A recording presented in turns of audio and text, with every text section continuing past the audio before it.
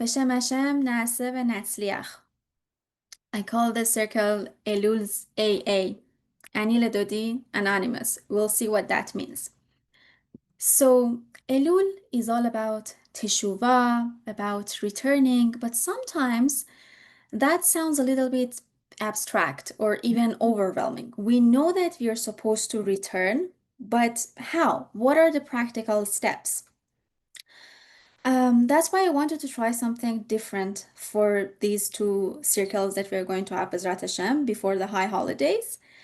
Some of you might have heard the 12 steps from AA, Alcoholics Anonymous. It might sound funny, but bear with me, you're gonna see what is the connection to Elul and Teshuvah.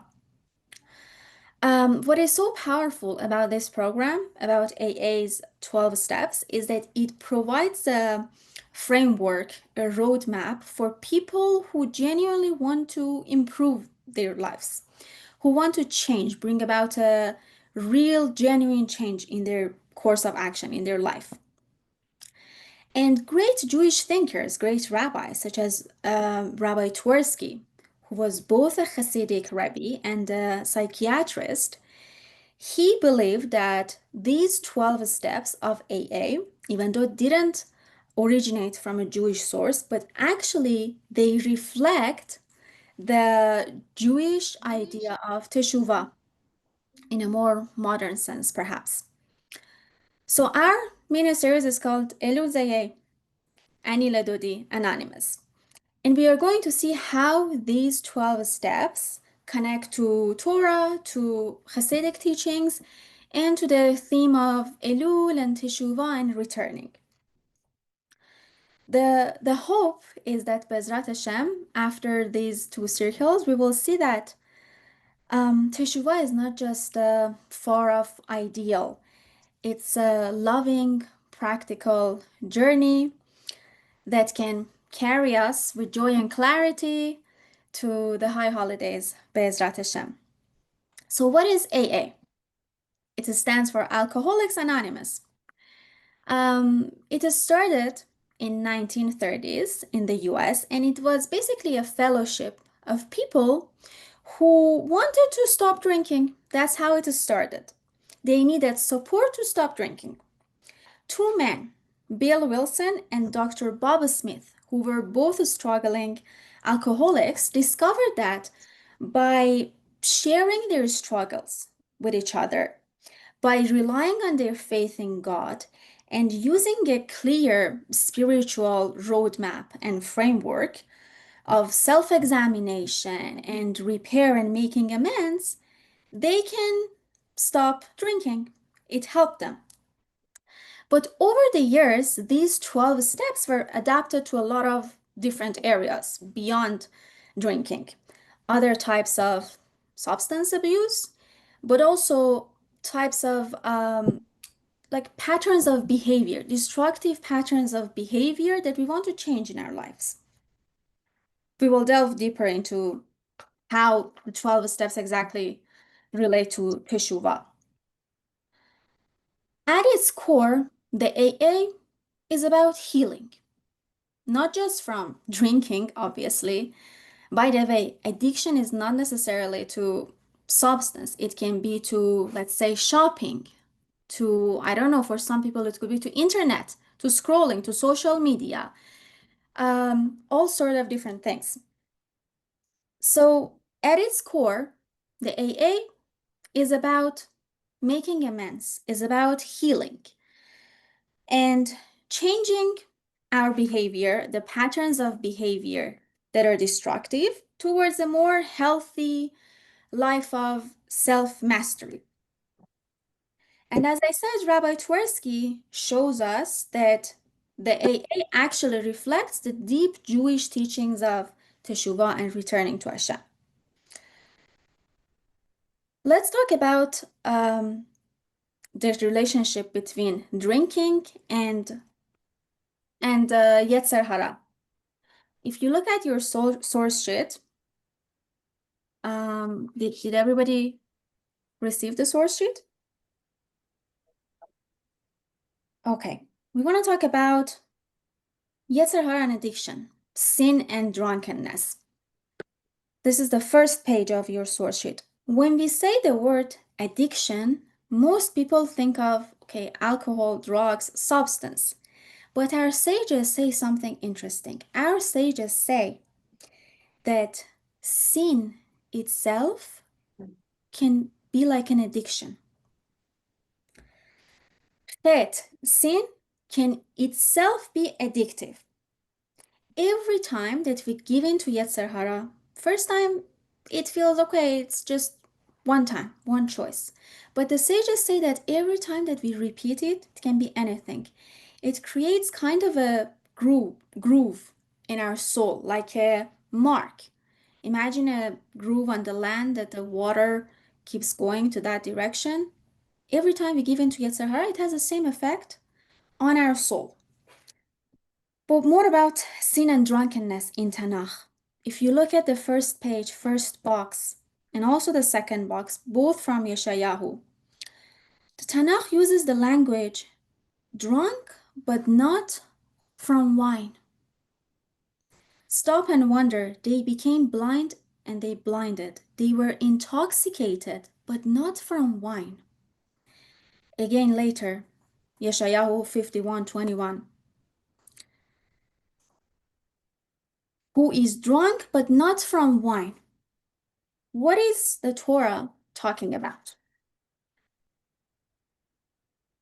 The Chazal are teaching us that Yetzer Hara for us has the same effect that alcohol has the same temptation that alcohol has to the alcoholic. What does the alcoholic do? He says, okay, this is the last time from tomorrow. Next time I won't drink. I can stop drinking anytime that I want. These are all defense mechanisms that the alcoholic person uses. And we will see that when we tend to fall into the same trap of Yetzer Hara again and again, we use the same justifications, the same mechanism. I think we can all think of an example. Let's say your spouse, okay? This is a common example, different for everybody. Imagine I know that when my husband does X, I have the tendency to react by doing Y, okay? And every time I know that this is not the right reaction, and I tell myself, okay, this is the last time. Next time I will react differently. Next time I will respond differently. But what happens? Time again and again, same situation, same trap, and we might fall again, unfortunately. This is the same scenario with the alcoholic, that he has the illusion that he's in control, that he can quit anytime he wants, but in reality, he doesn't. He doesn't have control. The Talmud also testifies to this. The Talmud says that in the beginning, the Yetzer Hara is like a traveling, traveling person who comes shortly to see you, like a passing traveler. Then it becomes like a guest.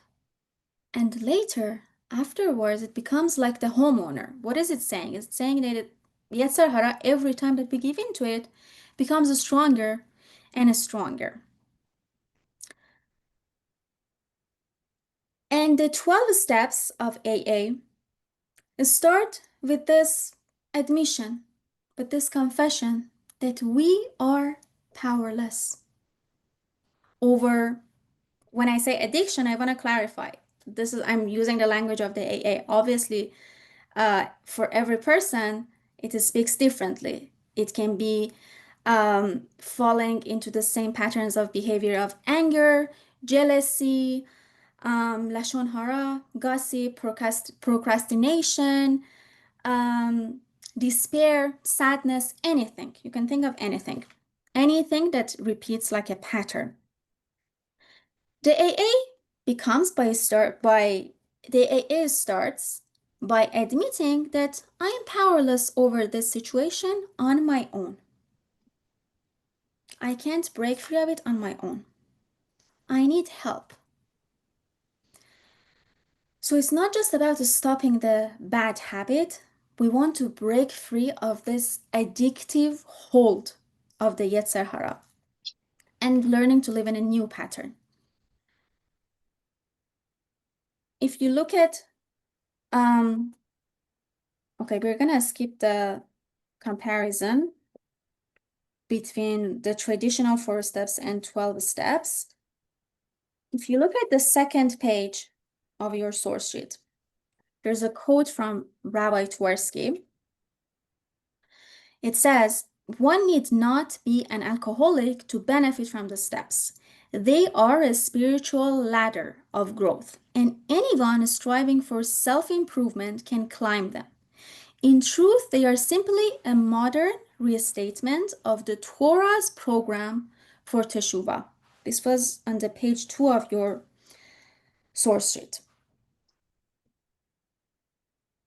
Rabbi Twerski says that the defense mechanism that we use when we do the same mistake again and again is exactly like the alcoholic. What does the alcoholic says? I can stop whenever I want.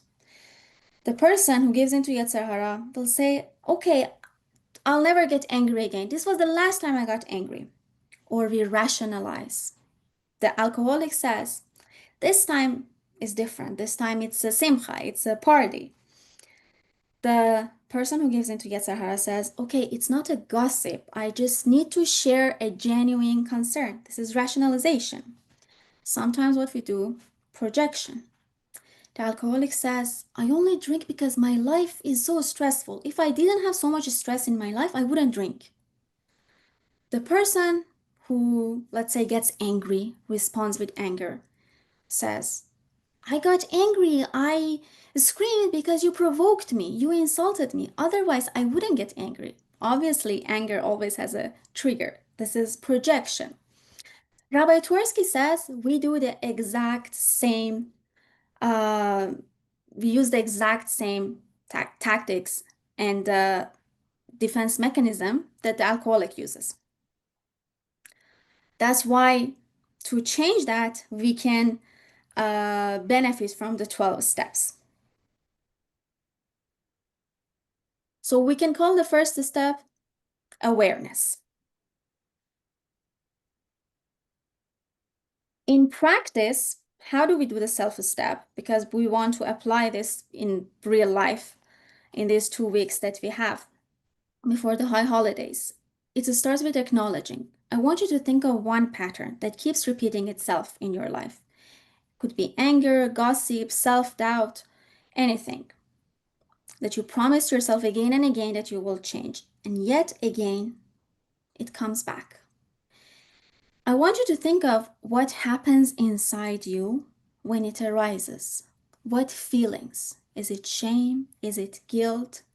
What thoughts, what excuses, or what reasonings you use to rationalize it? You can use all of this as a journaling prompt too. And to frame it. When this happens, I almost always react like this. On my own, I have no power to change it, but I really want to change it. This will take us to the second step. And we can turn it to a hitbodedut prompt too. Ribbono shel olam. Here is a place where I keep falling. For everybody is different. I've tried to control it. I've promised myself again and again, but I see that I can't overcome it on my own. I don't want this Yetzer Hara to run my life. Please help me. Hold the ladder for me. What is the ladder? I want to give you a mashal. Imagine a person who's climbing a ladder, and every time he keeps falling from the same rung of the ladder. And every time he says, next time I'm gonna hold more tight. I'm gonna hold it more strongly.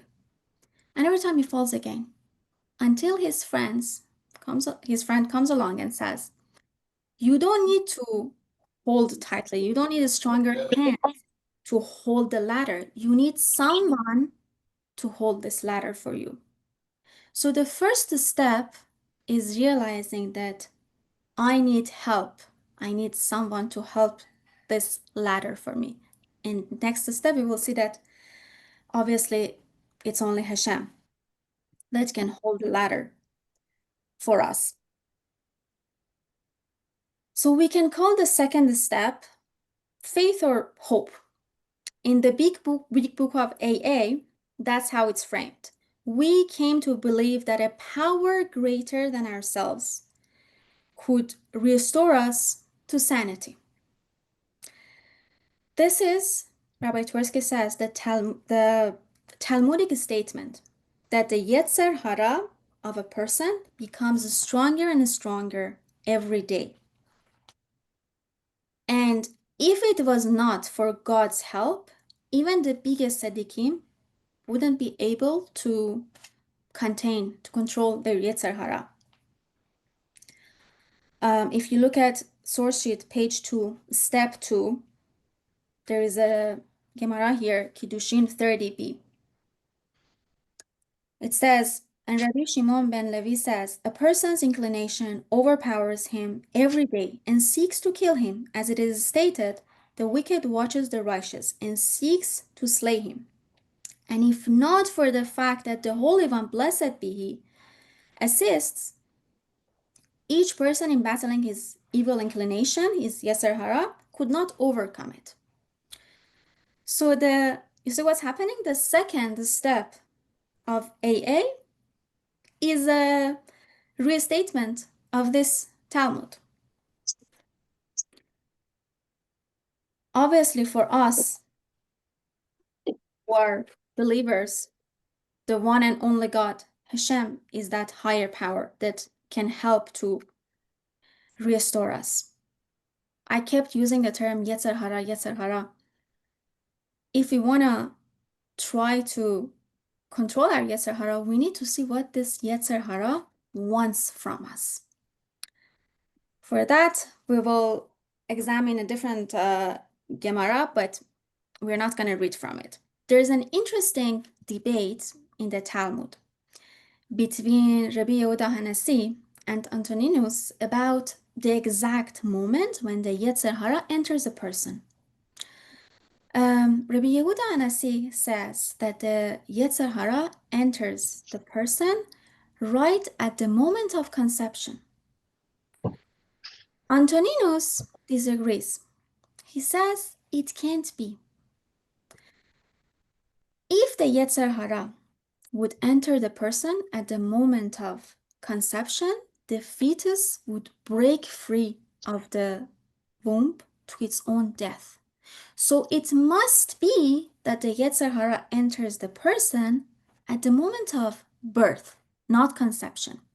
The Talmud says that Rabbi Yehuda Hanassi agreed with Antoninus. He said, yes, you're right. What's happening here? Let's unpack it. You know, the womb provides the ideal situation for the fetus. The temperature, all the nutrients that it needs, everything is in ideal condition for the fetus. Also, the fetus has no idea of the outside world and the pleasures that are waiting for it in the outside world. Still, the Yetzer Hara would make him to choose to break out of the womb. And leaving the womb prematurely at the moment of conception obviously means definite death. So why would the Yetzer Hara do that? The answer lies in what Yetzer Hara wants from us. Most people think that what we call Yetzer Hara or evil inclination drives us to seek pleasure. But the teachers of Musar, of ethics, 19th century Jewish ethics teach us that Yetzer Hara doesn't want pleasure. It wants freedom. Freedom from all restraints. Absolute freedom with no authority. No rules telling us what we can do, what we can't do. No restraint on our behavior, even when it's to our own benefit. So it's not the pleasure that the Yetzer Hara is seeking, but it's the freedom. And this idea comes from the Torah itself. There's a story in Tanakh about David HaMelech. when his son Avshalom, he once led a rebellion against him. So David HaMelech needed to run away from Jerusalem. On his way, running away from Jerusalem, there was a man called Shim'i ben Gera that cursed David. He used really bad curses, threw bad curses at David HaMelech. Now, the rebellion was contained at the end, and David returned to Jerusalem. And this man, Shim'i ben Gera, apologized, pleaded with David HaMelech not to kill him, promised not to kill him, and David accepted. Before his death, however, he told his son, Shlomo HaMelech, use your wisdom to make sure that Shim'i doesn't die a natural death. What was he saying? Basically, he was saying, kill this man, but not actually by killing him, because I want to keep my promise. Make sure with your wisdom that he doesn't die a natural death. And that's what Shlomo HaMelech did. He was known for his wisdom. He put a ban on Shim'i to leave Jerusalem. He said, you can never leave Jerusalem. What happened next? Two of Shim'i's slaves, ran away. They left Jerusalem, and Shim'i ran after them to retrieve them and bring them back. And after he left Jerusalem, Shlomo HaMelech ordered him to be killed. Why? Because there were hundreds of people that never left Jerusalem. It doesn't sound like such a hard decree to keep. It's even something enjoyable to stay in Jerusalem. I would love to stay in Jerusalem, to Bezrat Hashem, have a house there and stay in Jerusalem. So Shim'i left Jerusalem, he ran away after the slaves. Shlomo HaMelech put that decree on him because he precisely knew that if you tell him you shouldn't leave Jerusalem, he wants to leave Jerusalem. He wants to do the opposite. That is what the Yetzer Hara wants. Not seeking pleasure, but to break free of rules, of restraints. And who can help us if Yetzer Hara is so strong? The Talmud says that some of the biggest rabbis almost fell to the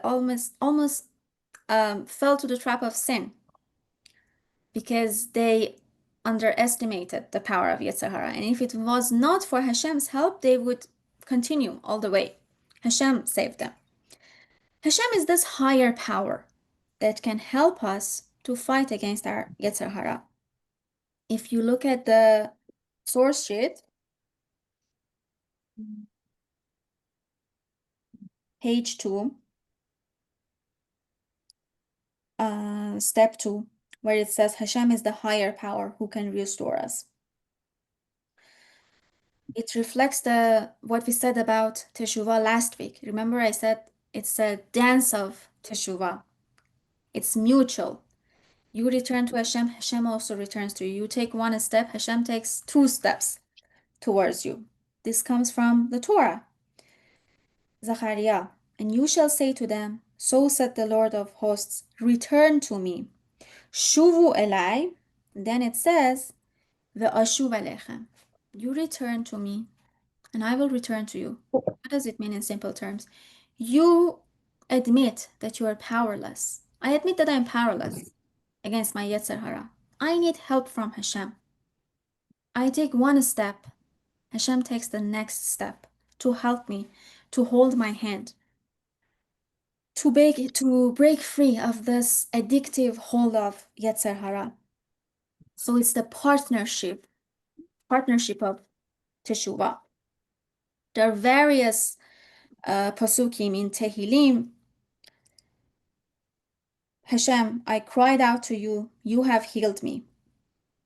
This is Tehillim 30. You can look it afterwards because we don't have time to go through all of the sources here.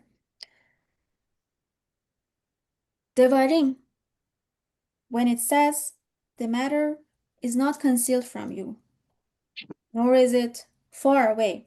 It is not in heaven that you should say, who will go up to heaven for us and fetch it for us? to tell it to us so that we can fulfill it. It's talking about the commandments, but also about Teshuvah. As we said in the beginning, it's not some far-fetched ideal far away from us. It's something accessible if we seek help. Mishlei says that a righteous man can fall 7 times and rise, but the wicked shall stumble upon evil. Why is it? Why does the righteous rise again? Because he has Hashem. He admits that he's powerless, but powerless doesn't mean hopeless. This is the Hasidic depth that Rabbi Nachman adds to it. Ein shum yehush ba'olam klal. Yes, I am powerless over my wrong patterns of behavior, but I'm not hopeless because I have Hashem to help me. If the first step doesn't lead to second step, that's despair, that's sadness. So it naturally leads to second step. And I want to add that this faith that we said includes also faith in yourself. Yes, we have faith in Hashem that He can help us, but we need to also have faith in ourselves. And maybe that's the secret of Avraham Avinu. Avraham Avinu is called Rosh HaMa'aminim, head of the believers. Most people think this means he was the first person that believed in God. But belief in Hashem existed before Avraham Avinu too.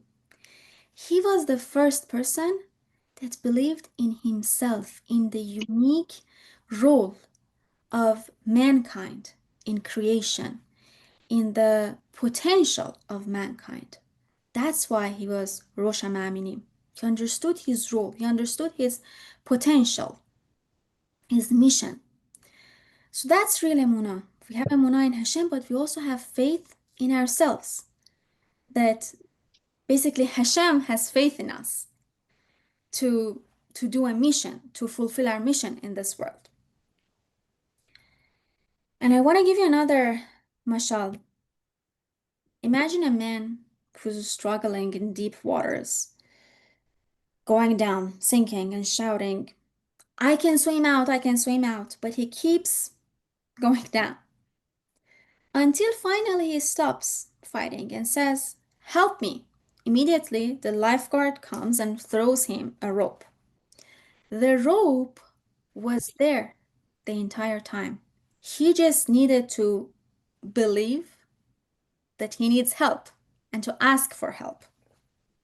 So how we put this into practice? For this circle, our source sheet and the Hitbodedut and journaling prompts are combined. If you look at page 3, at the bottom, it says Hitbodedut prompt for step 2. Ribono shel olam, I believe you can restore me.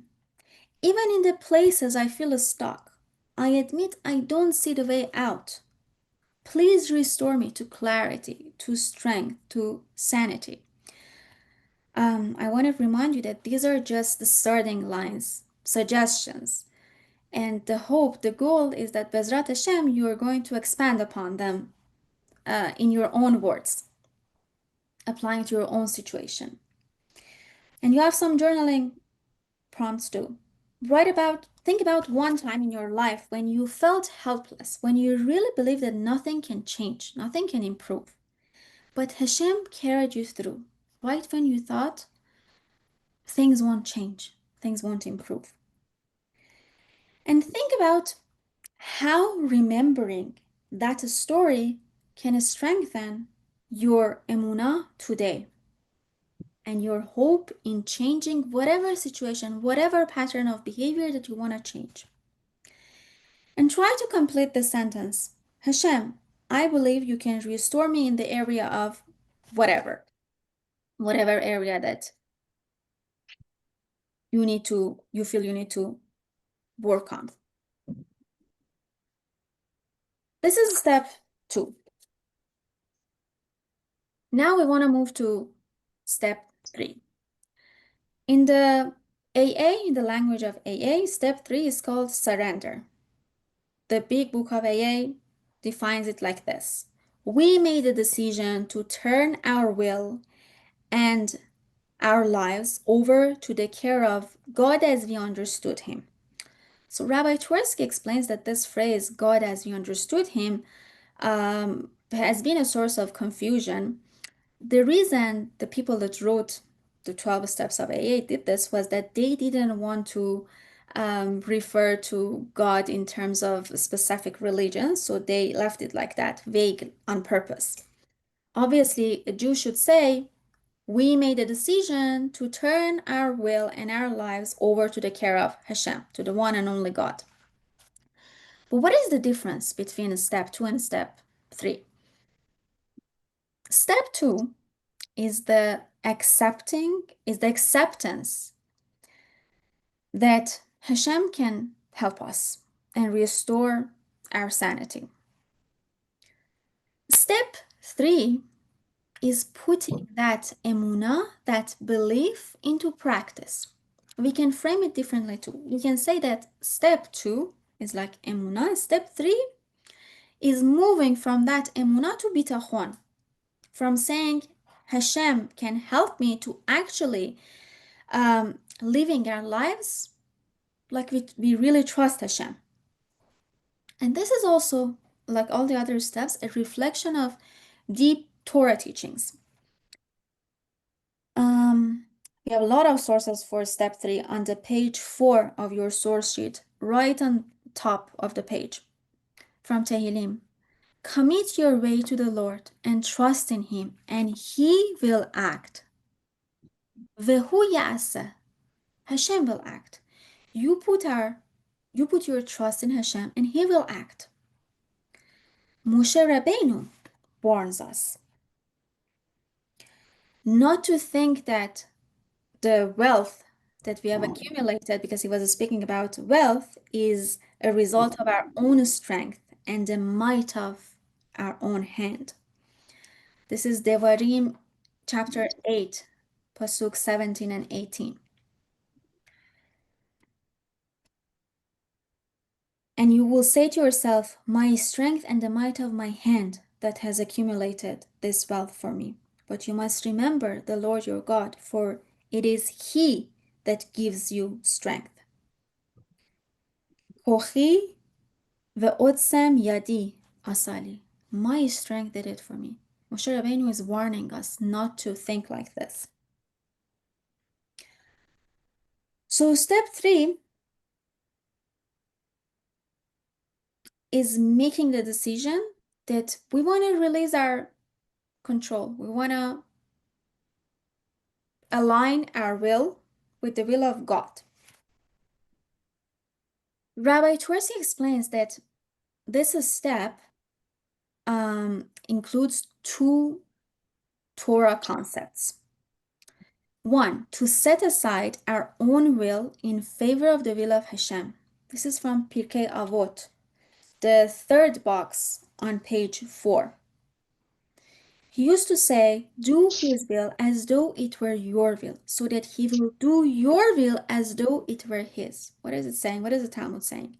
The Talmud is asking us to do the will of Hashem as if it's our own will. And then what will Hashem do? To do our will as if it's His will. Basically, to release our ego, our control, and let the will of Hashem be our will. Let His ratzon be our ratzon. What is the second concept?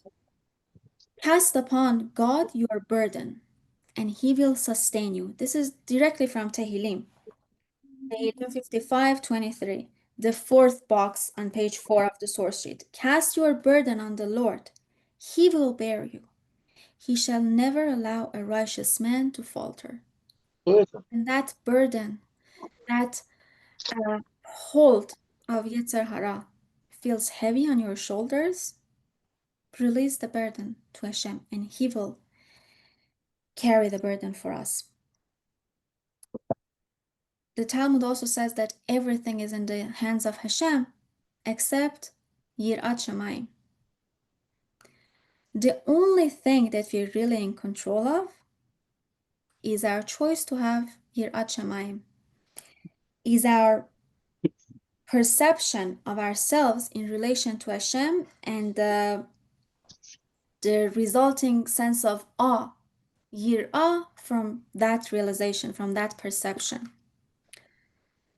But you might ask, does this mean that we don't have free choice? Are you saying that we need to give up responsibility? No. Giving up control is different from giving up responsibility. We are still going to try to live a responsible life and make responsible choices. There's a line between them. What is giving up control and what is giving up responsibility?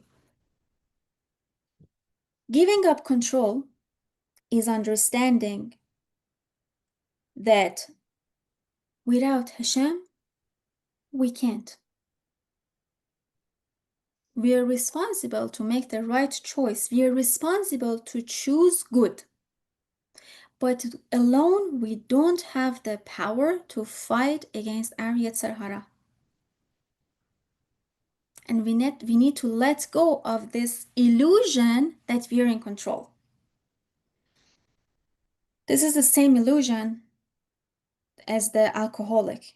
He thinks that he is in control of his drinking. Anytime he wants can be the last time that he drinks. He's never gonna, he will never touch a drop of alcohol again because he has the illusion that he's in control. Whereas in reality, he's absolutely powerless. It's the same with Yetzer Hara. In Hasidic terms, we call this surrender bitul, self-negation. From Baal Shem Tov to different, to later Hasidic masters, they all speak about this self-negation and bitul in different terms. The Tanya, for example, speaks about yeshut. Yesh means there is in Hebrew. Yeshut refers to selfhood. And it's kind of the opposite of the principle of yichud, which means oneness. Hashem is one and there's only Hashem. Einot milvado. There's nothing but Hashem. Hashem's presence fills the entire heaven and earth. So what is yeshut? My ego, that I think, no, it has my ego, my will, my ratzon has an independent existence. This is the opposite of belief in oneness of Hashem. And maybe this explains why the Torah sees a lot of other sins kind of tantamount to idol worship. Things like anger, arrogance, losing our temper. Why? Because all of these things come from ego. And ego is the unhealthy ego, is the opposite of ein od milvado. So the Tanya teaches us, the Alter Rebbe in Tanya teaches us that we need to crush this arrogance of the animal soul.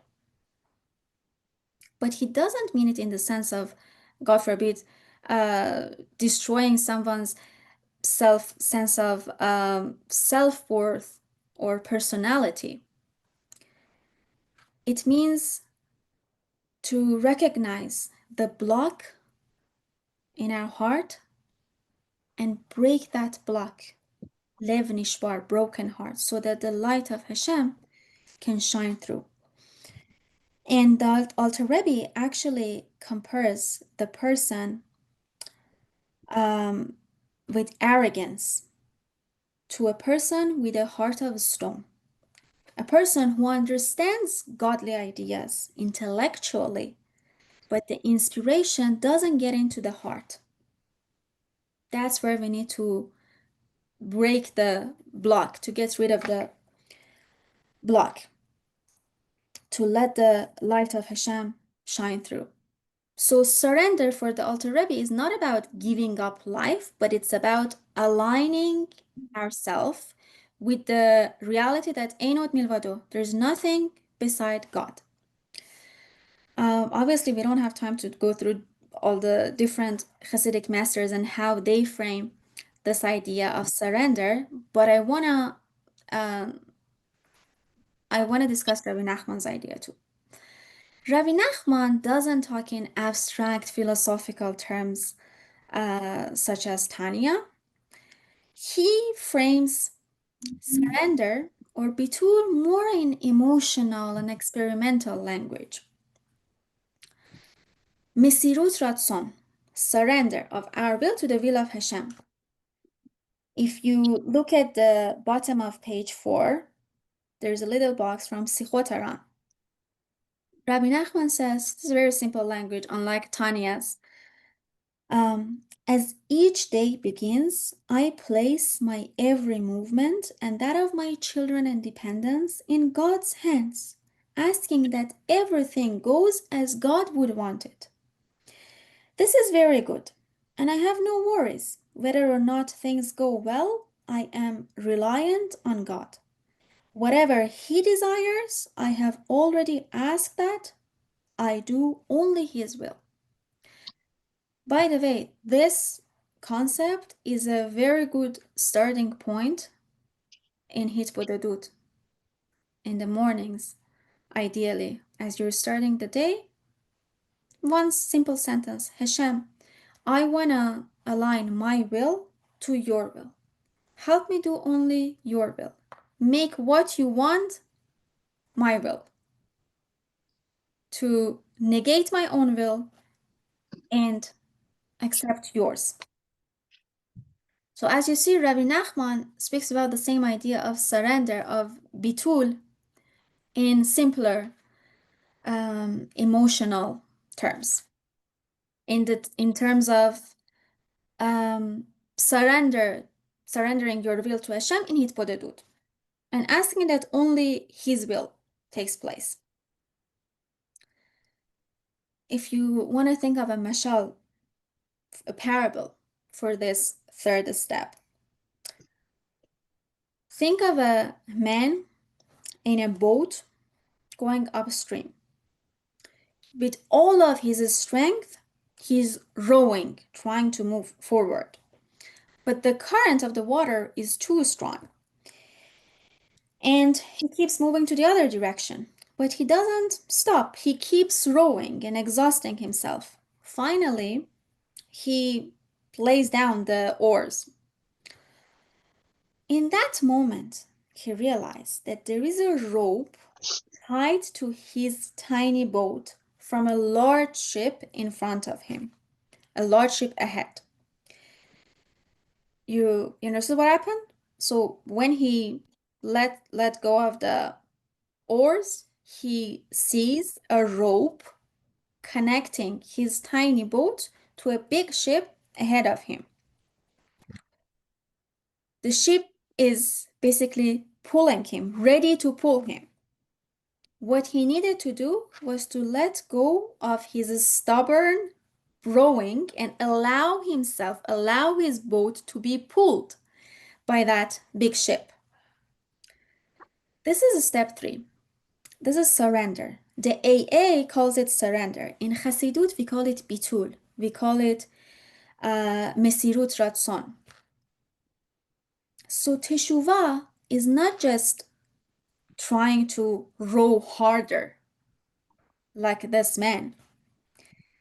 It's about realizing that Hashem is already there, ready to pull us, only if we let go of fighting more and more. In practice, how do we do this? How do we apply it? If you look at page 5, you will see on the top, you will see the Hitbodedut prompt for step 3. Ribono shel olam, I don't want to keep doing this anymore. I don't want to get angry. I don't want to, let's say, scream at, I don't know, my child, my teenager when he does this. That really triggers me. I don't want to react in this manner to my husband when he does something that really goes on my nerves. I know this isn't who I really am. Please help me live differently. Help me align my will with yours and give me the strength to carry out, to do your will with joy. For journaling, you can think of what area that you need to say in your life. For all of us, that's enough. I want to change this. I want to live differently. Until now, I have done this. From now on, I want to do this. How can I remind myself that my will, my ratzon, really belongs to Hashem? And now we can move to step 4. Step 4 is soul searching. The big book of AA frames it like this. We made a searching and fearless moral inventory of ourselves. Fearless moral inventory. This is the language of the 12 steps of AA, Alcoholics Anonymous. But I think it rings a bell for all of us of a Jewish concept, cheshbon nefesh. All books of Musar, of ethics, talk about cheshbon nefesh, literally soul accounting. This is step 4 of AA. We can say that this is the turning point where the Teshuvah moves from inspiration to real inner work. I think step 4 is perhaps the most difficult step, but it's also the most freeing. So we want to do an accounting. We want to look inwards. And it takes a lot of courage because when we turn inwards, we probably also see things that we are not so willing to acknowledge. Our shadow, our darker side. The Mishle says, every way of a person is right in his own eyes. We all have various justifications and reasons for things we do, including those things that we kind of know are not the right thing to do, but we still have a lot of reasons and justifications. Every way of a person in his own eyes is right. So it takes great courage and self-awareness to do that cheshbon nefesh. But I want to add a caveat. If you remember, in one of our earlier circles, we spoke about nekuda tova, good point, the lesson of Azam Ra from Rabbi Nachman, which is about finding the good points, even if it's a small one, in ourselves and in others. And Rabbi Nachman says that finding the good points enables us to praise Hashem with joy. Without this, God forbid, we can fall into despair. In simple terms, cheshbon nefesh is literally like cheshbon, like auditing. When you audit, when you do accounting, you need to take into account both the assets and the liabilities, both the good points and the not so good points.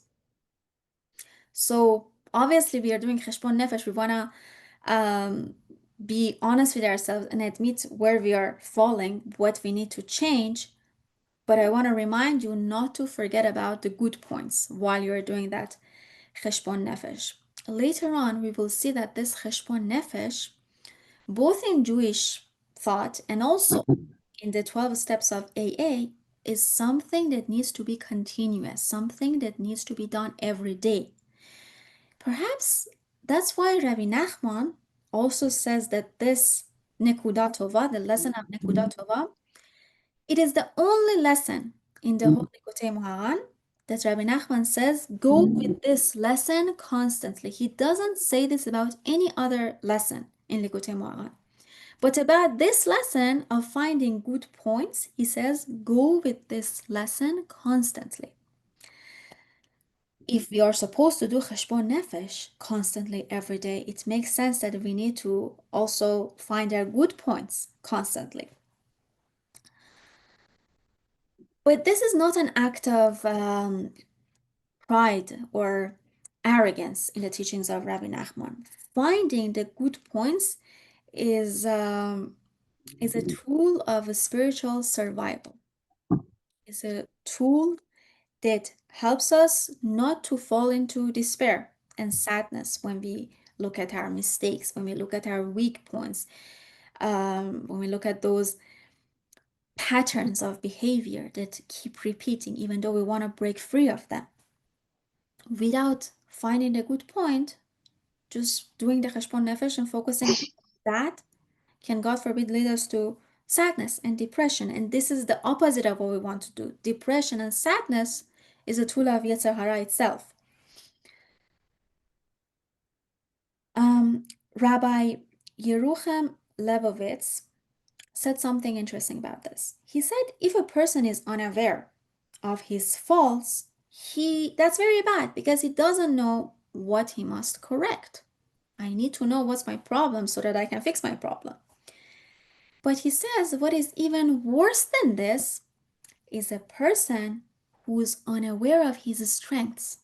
Because if I don't know what my strengths are, I don't know about the tools, the wonderful tools that Hashem has given me to work on those negative points that I have. So keep in mind while you do the cheshbon nefesh that you need to think of the good points too. In the beginning, in the first step, all of these steps are interconnected. I told you that think of one area that you feel powerless about and think of the emotions, what reaction it causes in you. It's also on your source sheet. When we do cheshbon nefesh, we might face different feelings, different emotions, shame, guilt. We had discussed the difference between these two in one of our early circles, I think the first one, second one, or third one maybe. People tend to use shame and guilt as synonyms, but they're different concepts. They're connected, but they're different. They're not synonym. Guilt is the feeling that I made a mistake. I did something wrong. Shame is the feeling that I am the mistake, that there's something inherently bad or wrong about me. Guilt is the result of an act. I did something that is against my moral values. I realized that it was a mistake. So I feel bad about it. This is guilt. But shame can exist and persist even in the absence of a specific action, with no specific action that you can refer to. I did this, that's why I feel bad. Shame can be there even without any action.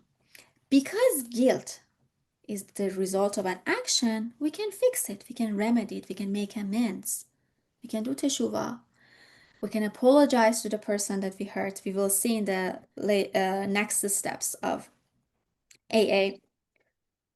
But because shame is a feeling that's not necessarily connected to an action, it's much harder to remove. It leaves no room for correction. And it is the opposite of what we're doing here. Shame is the opposite of what we're doing here. People who have a persistent feeling of shame, self-image of themselves, are actually reluctant to do cheshbon nefesh because they are afraid of what they're going to face, what they're going to see inside them. Shame is not what we need. Guilt, we will see, could be healthy because it can lead us to taking responsibility for what we did, making amends, changing our course of action. Obviously, we need to release the guilt by taking proper steps, not to live with the sense of guilt. So while you're doing the cheshbon nefesh, I want you to pay attention to the difference between these two feelings. Shame is not what we want here. It's the opposite of what we want. While feeling guilt is a sign of self-awareness, shame is an obstacle to self-awareness. If you want to say it, summarize it in a nutshell. And let's wrap it up with a mashal. They gave a mashal for every step. A mashal for the fourth step. One day a king asked his builders in the palace to inspect the walls of the palace to see if there are any holes, if there are any cracks. And they inspected everything from outside. The wall looked perfect, strong, in great shape and condition, shining, beautiful. But there was one builder who said, let's also go inside. The walls were built in a way that there was a path inside the walls too. He said, let's go inside with a lamp. Let's shine light through the wall from inside and see if there are hidden cracks. Then that's what they did. And they saw that the same walls that looked perfectly fine from outside had hidden cracks. And if those cracks would stay unchecked, they could lead to destruction of the entire wall. This is step 4. Our lives can look perfectly fine from outside, like those walls of the palace. But inside, there might be, and there are for every person different in different ways to different degrees. That's human nature. Inside, there are some cracks, some areas that we need to shine light on them, like patterns of anger, jealousy, lashon hara, um, patterns that keep repeating. And teshuvah means taking a lamp and shining this lamp of honesty onto those cracks. This is cheshbon nefesh. This is the fourth step of teshuvah. Only after we do this and we recognize those hidden cracks, we can actually build a strong wall of the soul that can be a vessel to hold the Shekhinah. And from here, exactly on time, I try to skip some parts to be able to cover 4 steps in the circle in 1 hour. Finally, we move to the practical, putting step 4 into practice. Honest soul searching. This is on page 5 of your source sheet.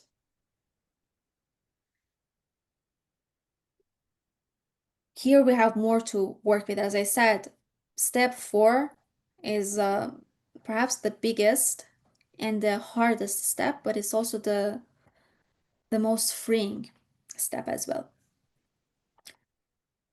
We should start with truth without excuses. Ribbono Shel Olam, I've hidden from the truth of my actions. Help me see myself clearly in your light, with no excuse, with no justification, no sugarcoating. Give me the courage to look honestly at what I've fallen short. Help me to understand where I'm making the same mistake again and again, where I need to work more. But we want compassionate honesty. This is number 2.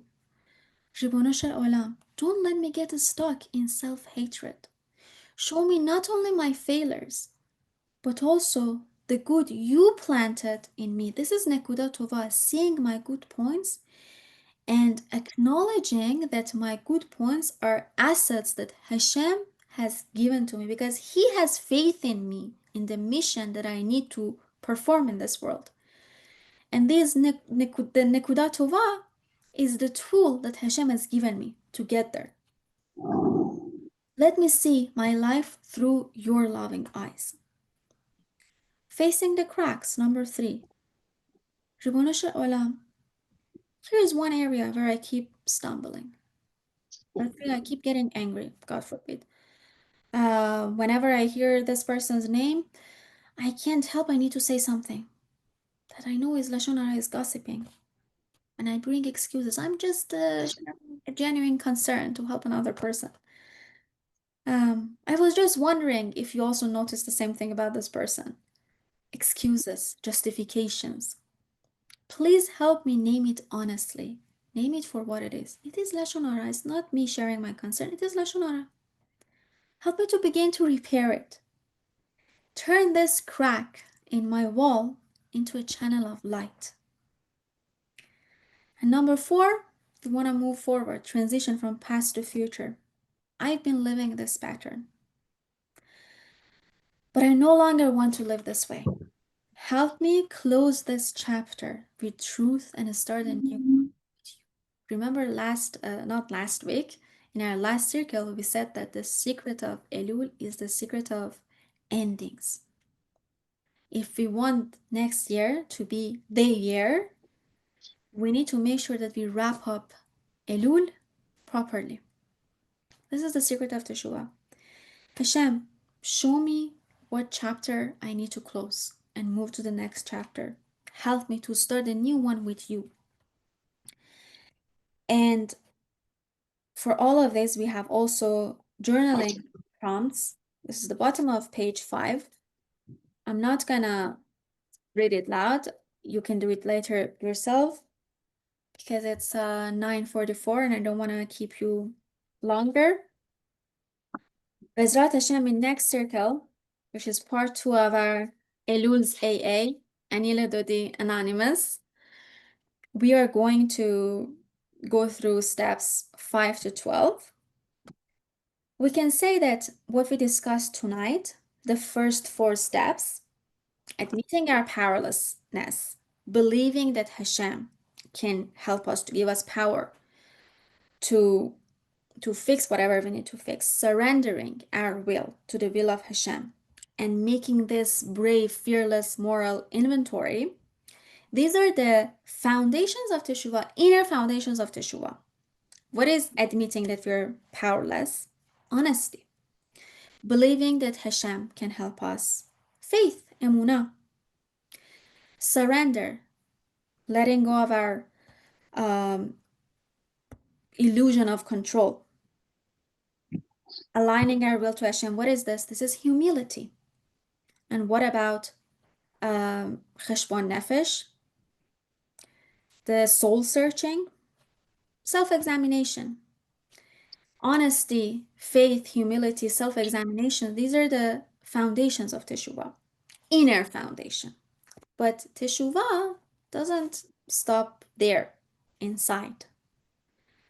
We need to also live it outwardly, not just inwardly. So the next steps that Bezrat Hashem we will see next week from step 5 to 12, we can say that these steps take us outward. These include speaking the truth aloud, vidui, admitting our mistakes to Hashem, asking forgiveness, repairing relationships wherever we need to apologize to someone that we hurt, and learning how to live with daily awareness. As I said, cheshbon nefesh, something that continues, just like nekudat tova, a lesson that we need to live with. And to live with prayer and joy. These are the next steps that are living teshuvah also outwardly in the world. A note that I said living teshuvah. In this framework, teshuvah is not just the one-time action that we do, that's it. Before Rosh Hashanah, at the teshuvah, or in the 10 days, before Yom Kippur, teshuvah, that's it, finished. From this lens, teshuvah becomes a journey, something that we do every day. And I think that explains, perhaps that explains why we use the term Baal Teshuvah. Who's Baal something? Somebody that has been doing something again and again so much, so many times, that he has mastered it. That's a Baal Teshuvah. Not necessarily somebody who has, okay, did something that Teshuvah changed her ways. A real Baal Teshuvah, something that we should all aspire to be. It's not a term that we use against frum from birth. Either person is frum from birth or is Baal Teshuvah.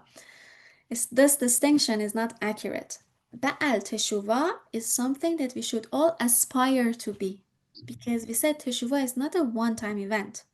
It's a continuing journey of admitting that we are powerless, but understanding that we're not hopeless because we have Hashem. Having faith that Hashem can give us power, can help us, surrendering our will, doing cheshbon nefesh, and continuing this journey every day. This is what makes us a Baal Teshuvah. Bezrat Hashem, I think we're gonna stop here and review the next steps in our next circle. Any questions, thoughts, Teshuvah.